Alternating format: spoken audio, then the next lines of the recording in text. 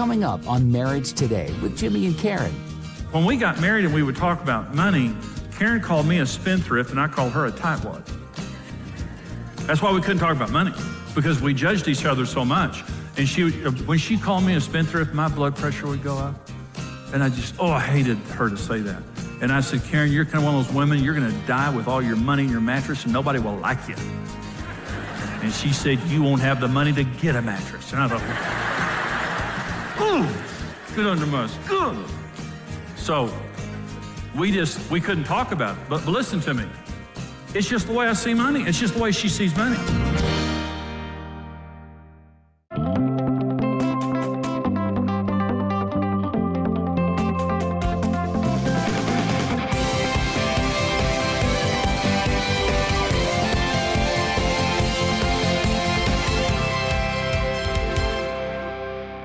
Married man, a married woman, or children with their parents intact, they have a better chance of financial wealth than anybody else on earth. It's just proven.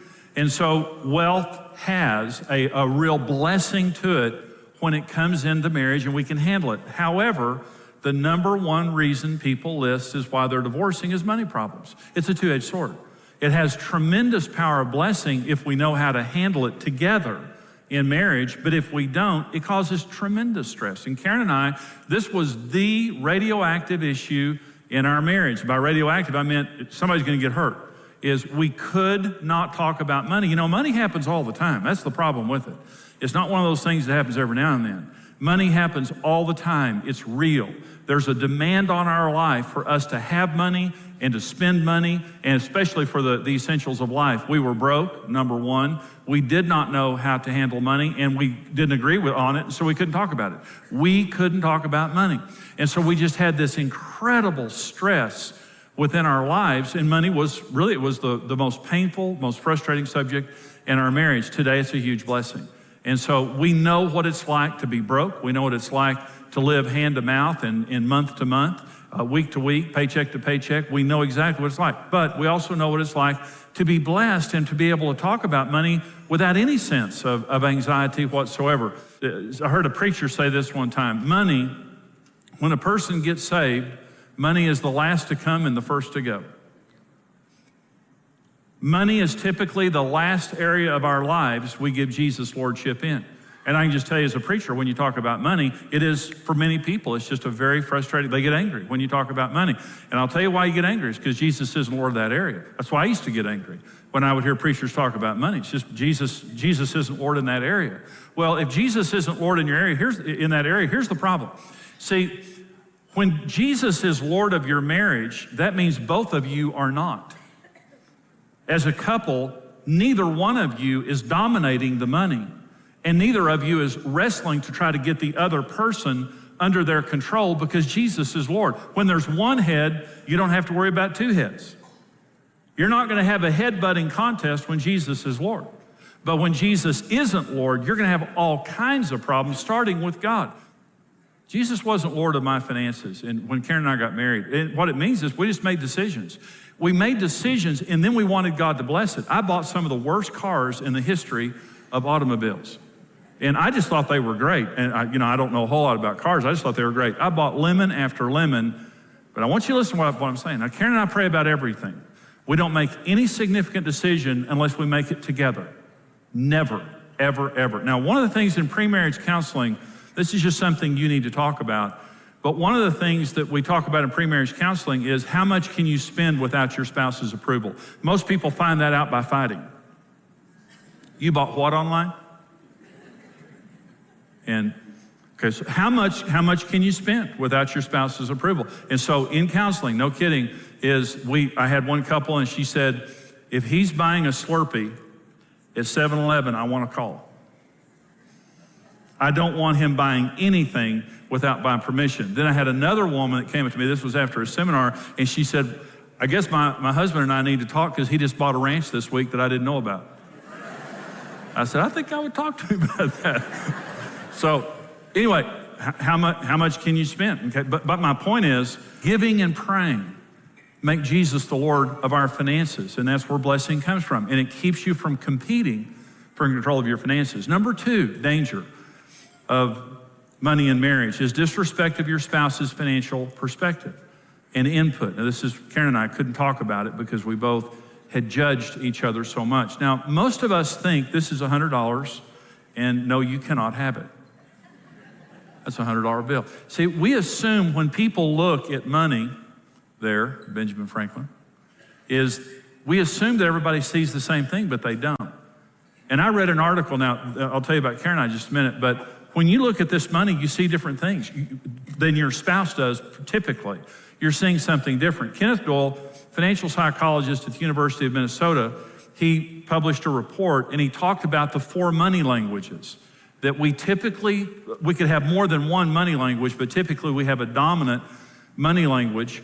And here are the 4 money languages, according to Kenneth Doyle. Number 1 is driver. To a driver, money means success. When a driver sees money, now there's no right or wrong answer. It's just the way we see money. To a driver, this just means success. It just, money protects against the fear of incompetence. The more money they have, the more competent they feel. Kind of a self-esteem kind of a deal. Right or wrong. Number 2 is an amiable. Money means love. Relationships and people are the focus of their financial desires. Money means love and affection. Lack of money means losing the ability to express love. Number 3 is analytic. Money means security. It wards off chaos and problems, and these people are very well structured and well planned. Number 4 is expressive. Money means acceptance and respect. Money purchases the respect and admiration of others. Money means acceptance and provides a basis for a relationship with desirable people. And so, again, there's no right or wrong answer. We are born with this in us. We look at money a certain way. Karen is an analytic, and I'm an amiable. To Karen, money means security. She is a very good person with money. She's very thrifty. She always was. When we were dating and we first got married, Karen was very thrifty with money. But to me, money means love. When I have love, when I have money, I just love to, express, affection toward, whoever it is around, my family especially, Karen and my family. So when we got married and we would talk about money, Karen called me a spendthrift and I called her a tightwad. That's why we couldn't talk about money, because we judged each other so much. And when she called me a spendthrift, my blood pressure would go up. And I hated her to say that. And I said, Karen, you're kind of one of those women, you're gonna die with all your money in your mattress and nobody will like you. And she said, you won't have the money to get a mattress. And I thought, ooh, good under my skin. So we couldn't talk about it. But listen to me. It's just the way I see money. It's just the way she sees money. Well, here's the issue, and that is, if you're both the same, you actually have the same strength, but you have the same weakness. You're better if you're different. See, with Karen and I, we've been married so long, we think alike. And so I'm very conservative financially. Especially the older I get, I think like Karen thinks, but she also thinks like I think. And I said one time, the family is safer because of her, it's funner because of me. Karen doesn't like me to say it. And she's very fun, and she's also a very generous person. She's a huge giver and taught me to give. But the point is, we make better decisions when we make them together. And when we're having a conversation related to money, I know immediately that Karen is going to be conservative. I know that she's going to want to conserve money because to her, that's security. Now, her security is in God. She's a woman of God. She's not a worldly, money-loving kind of a person, but she's conservative financially, which I always thought she's a tightwad. And I need to pry it out of her tightwad little fingers. That's my mission in life, is to get money away from the sister. And I would say that for many years, Karen and I would talk about money. I wanted to enjoy each other. I wanted to be with my family. I wanted to do something with people. That's just the way that I'm wired. And it's not saying Karen doesn't want to, but she will conserve for a long time before she's willing to. But the point being today, we don't have a problem in this area because we respect each other, but before we just judged each other constantly, is called each other names, and went to extremes. All money languages have a weakness. A driver may have an overdependence upon money for his or her security and self-esteem. An analytic may be well-structured, but insensitive to the needs of people and the voice of God. Money can become God to an analytic, and they can be very insensitive to people around them. An amiable, like me, may be kind and generous, but a poor money manager who is unprepared for the long term. If both people in the family are amiable, you probably don't have a lot of money. You're probably very well liked and broke. Expressive, maybe someone who uses money the way some people use alcohol, to hide their fears and insecurities and to deal with their pain. And so I have a weakness in my money language. I just admit it. Is I am amiable, which means I see money in a certain way. I need an analytic around me, and thank God I have one. And so life is better when you have someone to balance you. And by the way, if you both have the same money language, get help. Find someone, a friend, a financial counselor, someone who can speak into your life from a different perspective, and it really will bless you. But honestly, a lot of you are different. And let me read this last part here because I don't want to leave this out. We can all say I love you in different ways. Let's listen to this one. An analytic communicates love by saving. These are your irritating relatives that give you savings coupons for Christmas. And you're thinking, I don't want savings. I don't want a savings bond. I don't want a savings account slip. I want cash. Any part of cash you don't understand? I want a new iPod. They say, no, here's a $50 savings bond. Analytic. Amiable. Communicates love by sharing. I'll give you cash. You want me and your family. Driver communicates love by showing. Look at the new house. Look at the new cars. Look at the trampoline. Look at the things that I got for you. An expressive communicates love by spending. They'll go out and spend, and they think in the process, they're going to give you better clothes. They're going to give you something that will make you in with the group of people that you want to be a part of. So we may be saying I love you, but we say it in different ways. And again, if we don't understand that, it can be a great source of tension. Let me give you 3 scriptures real quickly, 3 thoughts. Luke 11:17, Jesus said, a house divided against itself falls. It's impossible to disagree and succeed. When you have disagreement, chronic disagreement within a relationship, it won't succeed. That's why unity is essential. Second scripture, can 2 walk together unless they agree? And when you first agree, answer is no. You fight because you don't agree. Budgeting is a critical thing, not because of numbers, but because of values. Budgeting is talking in advance. It's not arguing along the way. Can 2 walk together unless they agree? No, you're going to fight the whole time. Why? Because you didn't agree. Budgeting is not a mathematical thing. Budgeting is a values and priorities thing. What do you value? Do you value go to Disneyland? Or do you value buying a new car? Or do you value going camping? Or do you value saving for college? Or do you value a new couch? What do you value? Because what's going to happen in the process of sitting down and budgeting is you're going to have a proactive conversation, a conversation in advance, and you're going to talk, not bully each other. You're going to pray and submit everything to God, and then you're going to talk, and what you're going to find out is we want to give. And that's our number one value. And then we want to take care of the needs of our home. And then we want to save for our children's education. And at the end of the line, what you have is all your values have been established. And you agree. Can 2 walk together unless they agree? No. But if you agree, you're going to walk together and have a great time. Karen and I never budgeted. We weren't able to talk about money. Here's the 3rd scripture. Where there is no revelation, the people cast off restraint. Where there is no vision, the people cast off restraint. You need to go on a vision retreat once a year. And you can budget then if you want to, but it's bigger than budgeting. A vision retreat is where you go together and you pray about your children, you pray about your family, you pray about your relationship, and you get a vision for the next year for what God wants you to do. Where there is no vision, and that means spiritual revelation, the ability to see the way God wants you to see, people cast off restraint. You can't keep them together.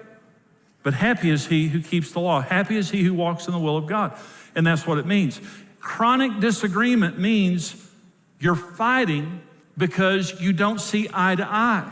You don't see eye to eye because you've never stopped and submitted to God and talked about the budget and talked about your vision and values until now you're able to walk together because you're both looking at exactly the same place because you've agreed. And so chronic disagreement just simply means stop. Don't be reactive, be proactive. There's proactive communication, reactive communication and radioactive communication. You can be proactive in your communication. It's the very best way to communicate. If you're not proactive, you'll become reactive. And when you become reactive, some issues will become so radioactive you can't talk about them. And radioactive means somebody's going to get hurt if we talk about this anymore. We can't control our temper. It's become radioactive, dangerous. Number 5 is debt. Number 5 danger is debt. I don't believe that debt is wrong. I just believe it's very cautionary. It's always better to pay cash. To live under your means, to save so you can pay cash. Listen, if you're not saving, you're not living within your means. If you're not saving money, you're not living within your means. Don't go into credit card debt. It's the worst debt in the world. If I use credit cards, we pay them off at the end of every month. Pay them off. Use them for whatever you want to use them for. It's the worst debt you can possibly go into, and people are sending you these credit cards all the time to get you to use them. You've got to discipline yourself. Don't go into that kind of debt. It is stifling debt. Karen and I had credit card debt early in our marriage, and it was just choking us because of all the interest that we owed. Get out of that kind of debt. Pay cash as much as you possibly can. And I used to say borrow for appreciating items, but there aren't very many appreciating items these days. But be careful about it.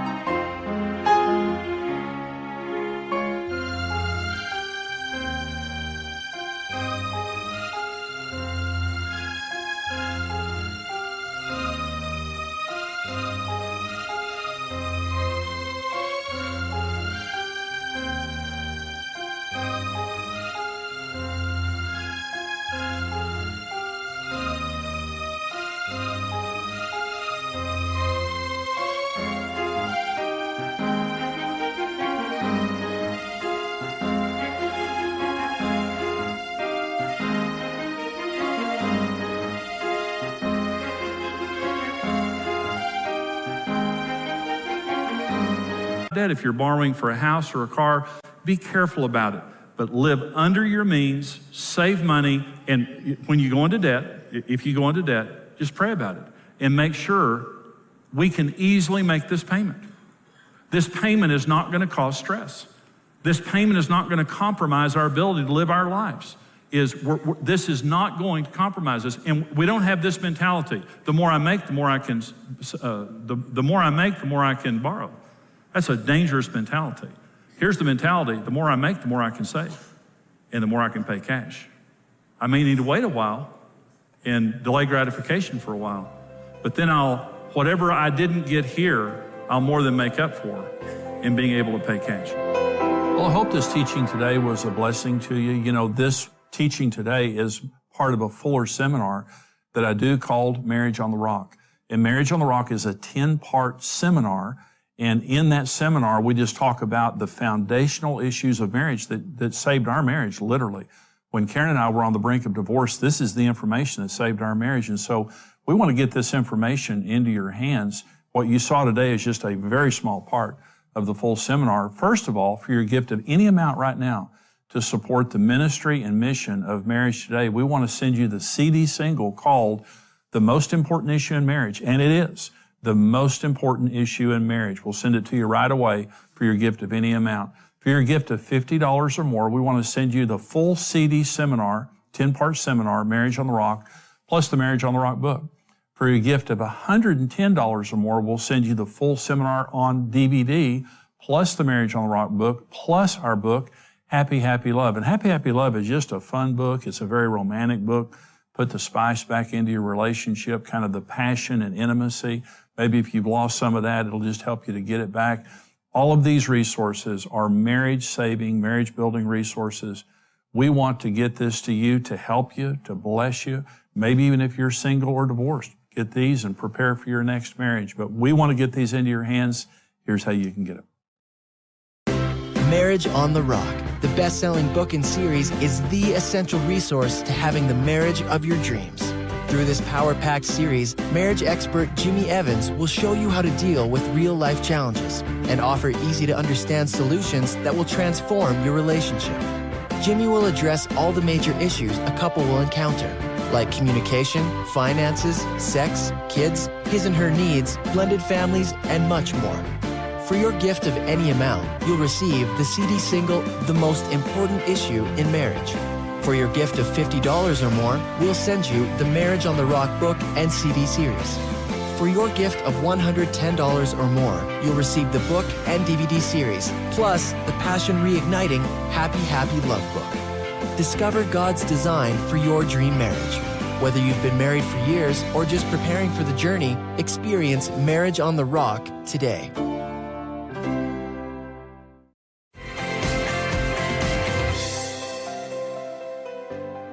Well, this program today is on marriage and money. And you know, there are three reasons, primary reasons that people get married: sex, money, and children. Those are also the three primary reasons people divorce. So in other words, the pleasure areas of our marriage, if we don't handle them properly, can become extremely painful. And the thing about money is we do it every day. And so we have some questions, Karen, from viewers related to money, and we want to just answer questions and hopefully help people with that are going through issues. That's great. This one is asking, we both earn good incomes, but we have little to show for it. How can we effectively budget and not live paycheck to paycheck? The issue of budgeting is an issue of values. You know, that it's not just money, but it's where your values are. But one of the things that you can do is downsize. If you're not able to save, if you're not able to give to the Lord, and if you're not able to save, you're not living within your means. You're spending too much money. You want to be able to save because so you can pay cash and not be in debt all the time. You want to be able to give the Lord because that's the first and most important thing we do with our finances. So maybe you live in a smaller house. Maybe you drive older cars. Maybe you don't have certain, blessings and things that you do for yourself right now. But listen, when you downsize, and stress robs us of the joy of life. When you're living over your head and you're living from paycheck to paycheck, the stress of that robs the joy of your marriage and your life. So I think everything's on the table. And if we have to move into an apartment, if we have to rent rather than buy, if whatever we have to do, we're going to live under our means so we can give to the Lord and we can save and we can live within our means. And when you do that, it gets better and better and better and better. That's awesome. Okay, so let me read you this question. My wife is a free spirit. She likes to spend...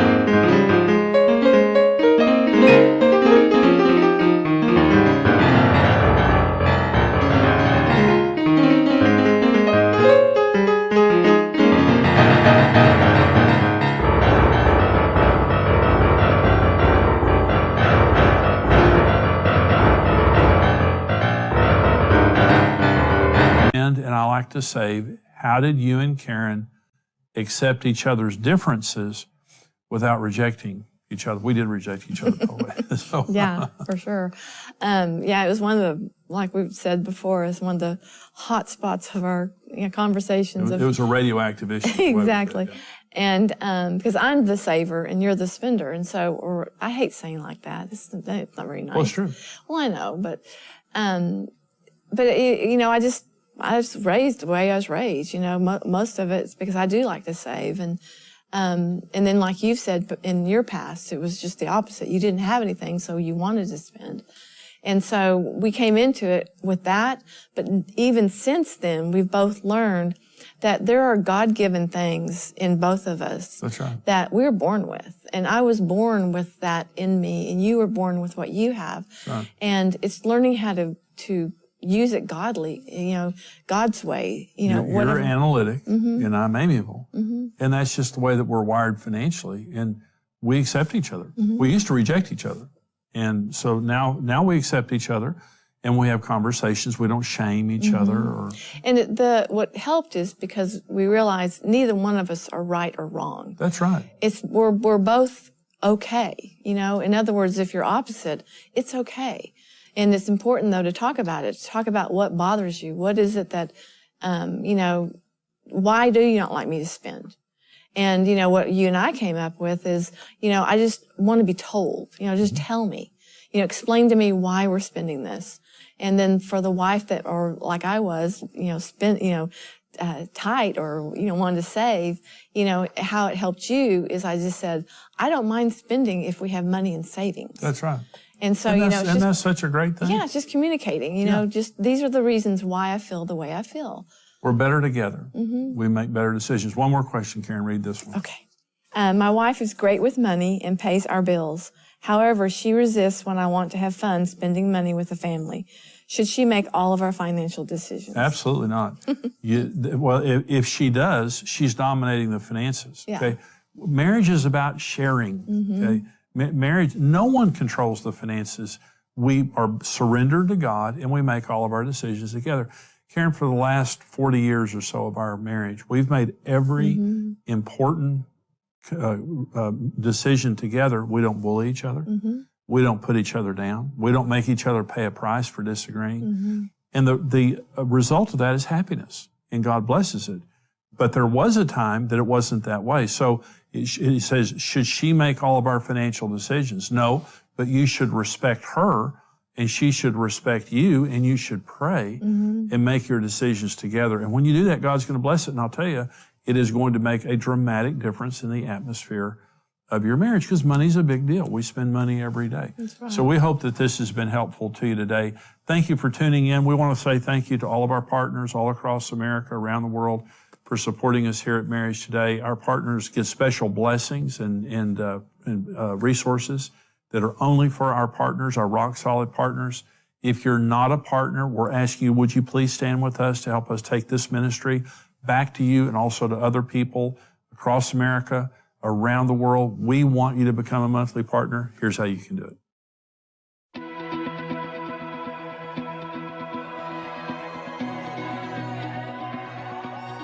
We all enter into marriage confident a happy, fulfilling life is in front of us. Over time, life's journeys can quickly deflate those expectations, and we're left feeling like we've fallen out of love. But with the right information and a mutual commitment to success, a better marriage is possible. Become a rock-solid partner and gain instant access to practical marriage help in topics ranging from communication, needs, and intimacy, as well as blended families, intentional dating, spiritual health, and much more. Marriage Today exists to help every person succeed in marriage. With your help, we can continue raising a standard for marriage and reverse the curse of family breakup in order to rebuild the nations one home at a time. That's why we're tied into the ministry. We want to be able to bless and give so they can keep doing what they're doing. There's just millions of marriages that need help, and if this is a way we can help facilitate that, then that's a great way to spend some money. We love Jimmy and Karen, and we love learning more about how to be a better couple and how to help other couples like they do. Become a rock-solid partner with the ministry and mission of Marriage Today. Thank you for watching Marriage Today with Jimmy and Karen. Subscribe to Marriage Today's YouTube channel for more marriage-building videos and updates.